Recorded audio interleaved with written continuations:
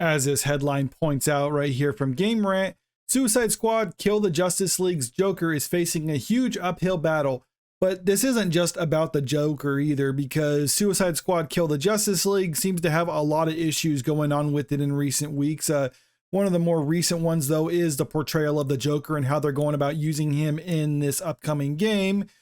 I'm not going to spend too much time on this particular article because it's not the focus of this video, but I do feel it is important to touch on it because it just goes to show that there's been a lot of problems facing this game before it's even been released yet.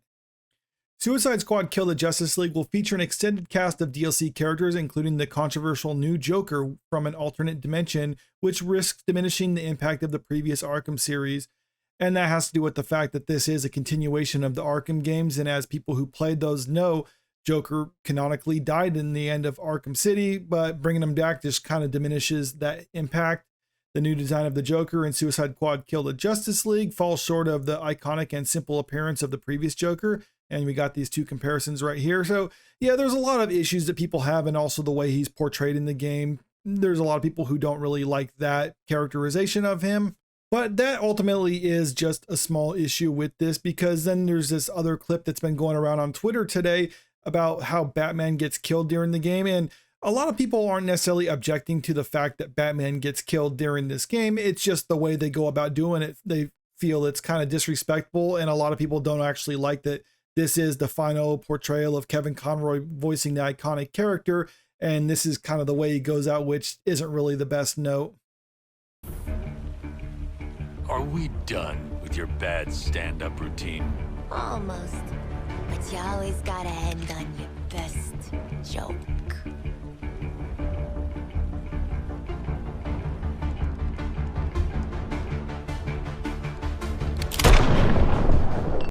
That's why a lot of people found this kind of disrespectful for the character, because, well, I mean, even the concept of the game alone, where the Suicide Squad is killing the Justice League because they were controlled by Brainiac, but I think people are hoping that there would be a different way of going about it instead of them actually killing the Justice League. But, you know, it is what it is. And like I said, this is just kind of like a problem with the concept in addition to the problem with the Joker.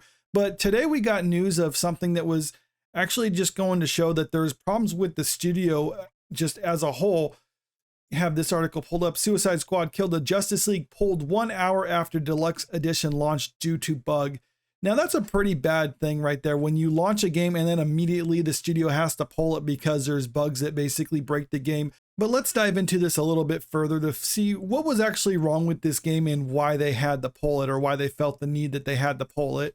Rocksteady Studios has been forced to pull Suicide Squad Kill the Justice League offline just 1 hour into the Deluxe Edition early access launch due to a bug that automatically completed players' games.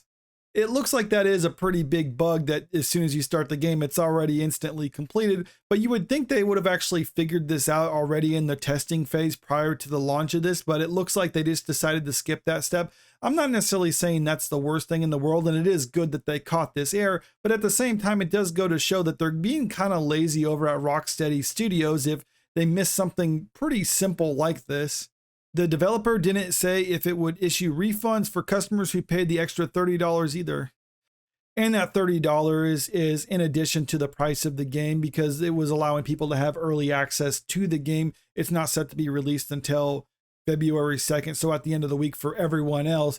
Now, I think Rocksteady should give them some type of discount because they promised them a certain amount of early access, and that's why they're paying $30 extra for that.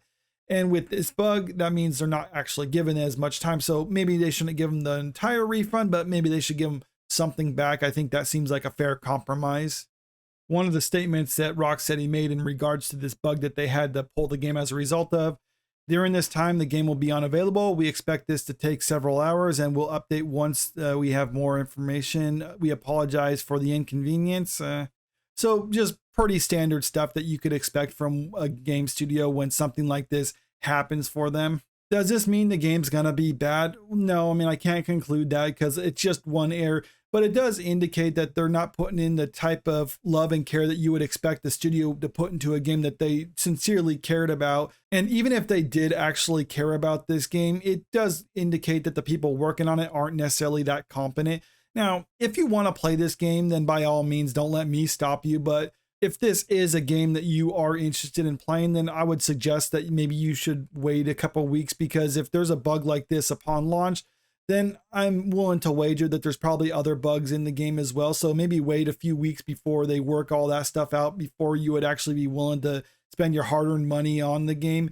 And also, it's a good chance to leave it up to people to actually review this game, maybe some critics that you trust, and see what people actually think about it. Because when you're spending this much money on a game and there's really not an incentive to buy it early, then I would just make sure, at least for me personally, that I'm not going to spend money on something that I'm not going to enjoy.